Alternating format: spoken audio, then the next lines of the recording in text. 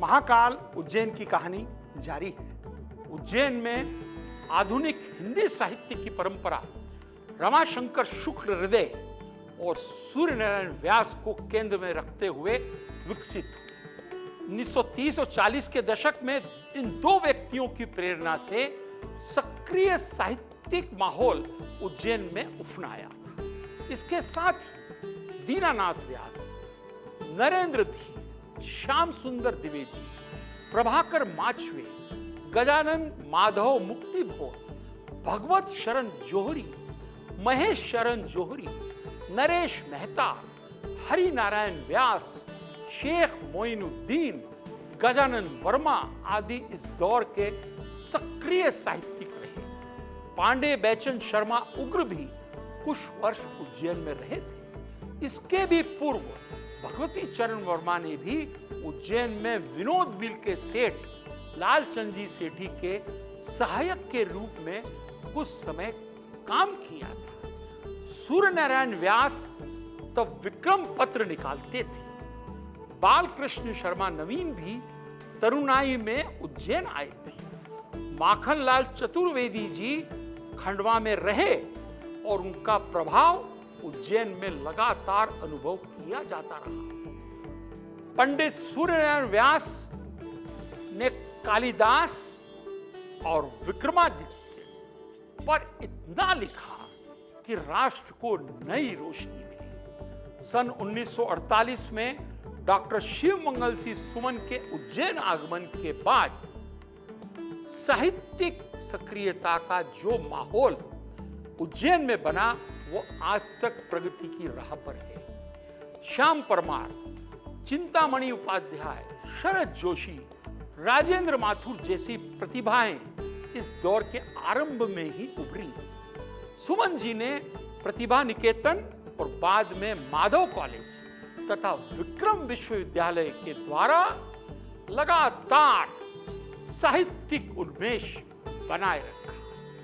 साहित्यकारों के उज्जैन आगमन का सिलसिला सुमन जी के रहते बना रहा, जिससे यहाँ के साहित्यकारों में प्रेरणा और उत्साह का संचार होता रहा। विश्वनाथ प्रताप मिश्र और भगवत शरण उपाध्याय जैसे साहित्यकारों को सुमन जी ने कुछ वर्षों तक उज्जैन ही बसाए रखा। विक्रम विश्वविद्यालय के कुलपति के रूप में नंद दुलारे वाजपेयी भी उज्जैन आए थे। प्रेमचंद सजन पीठ पर शमशेर बहादुर सिंह और नरेश मेहता रहे। कालिदास अकादमी के निर्देशक के रूप में कमलेश दत्त त्रिपाठी ने भी साहित्यिक आयोजनों में सरगर्मी पैदा की।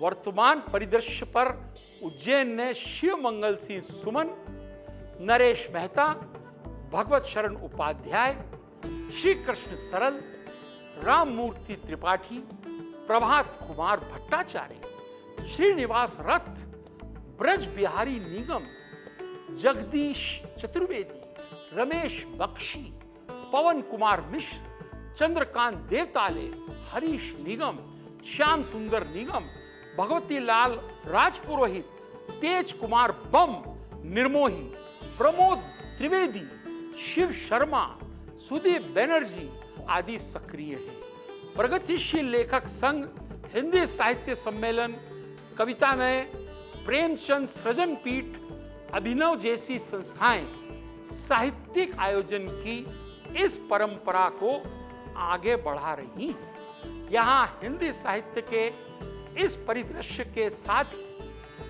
मालवी साहित्य की समृद्ध परंपराओं पर गौर करना समीचीन होगा। देश के मध्य भाग में थोड़ा पश्चिम की ओर हटकर 4 प्रमुख भाषाओं से घिरा हुआ यह मालवा प्रदेश एक उन्नत भूभाग है। इसे मालवा का समृद्ध और सुंदर पठार कहा जाता है। इस भूभाग में बोली जाने वाली बोली, प्रमुख बोली मालवी है। दक्षिण में नर्मदा नदी के और मध्य में निमाड़, भोपाल, नरसिंहगढ़, राजगढ़, दक्षिण झालावाड़, मंदसौर, नीमच, जावरा, रतलाम, झाबुआ और साथ ही उज्जैन, देवास और इंदौर तथा इसके आसपास के जिलों में यह बोली बोली जाती है। इसके बोलने वालों की संख्या लगभग 50 लाख है।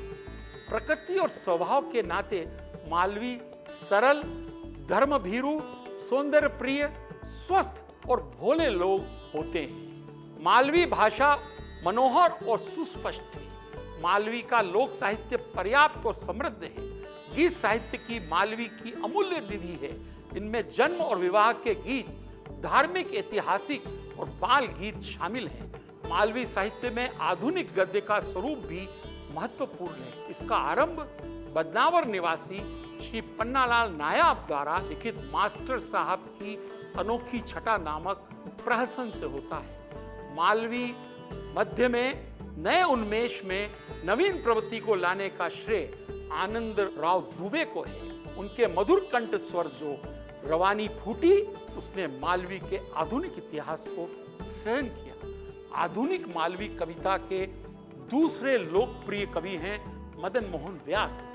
व्यास जी की कविताओं ने मालवा का जनजीवन बड़ी ही सादगी के साथ अभिव्यक्त किया है। श्रृंगार और उसकी बड़ी सुंदर सशक्त अभिव्यक्ति श्री बाल कवि बैरागी कविताओं में दृष्टिगोचर होती है। भावाभिव्यक्त, भाव संयोजक और गिली तत्व